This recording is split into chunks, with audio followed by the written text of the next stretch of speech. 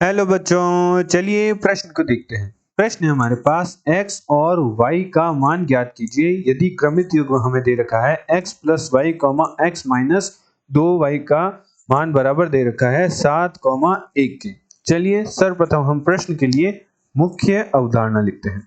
मुख्य अवधारणा, तो हमारे मुख्य अवधारणा होगी हमारे पास क्रमित युग्म का नियम होता है, क्रमित युग्म के गुणधर्म होते हैं।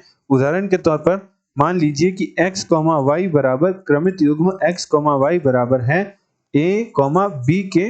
तो क्रमित युग्म के गुणधर्म से हम कह सकते हैं कि x का मान a के बराबर होगा और y का मान b के बराबर होगा यदि क्रमित युग्म x, y बराबर हो क्रमित युग्म a, b के।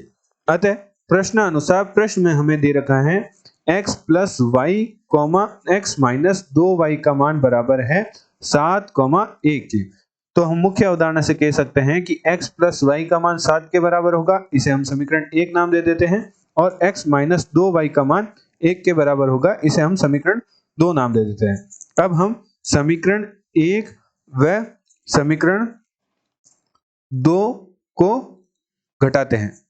घटाने पर तो हमारे पास क्या प्राप्त होगा? हमारे पास प्राप्त होगा x प्लस वाई बराबर 7 था और x माइनस 2y बराबर 1 था। तो हमने समीकरण 1 से समीकरण 2 को घटाया तो हमारे पास माइनस प्लस माइनस, तो हमारे पास प्राप्त होगा x से x कट जाएगा तो हमारे पास प्राप्त होगा 3y बराबर 6, जहां से हमारे पास y का मान प्राप्त होगा 2।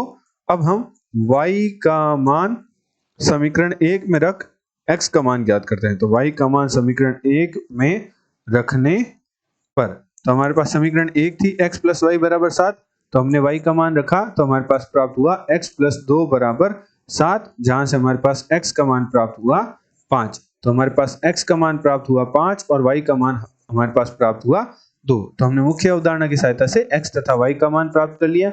आशा करते हैं आपको प्रश्न का हल समझ आया होगा। धन्यवाद।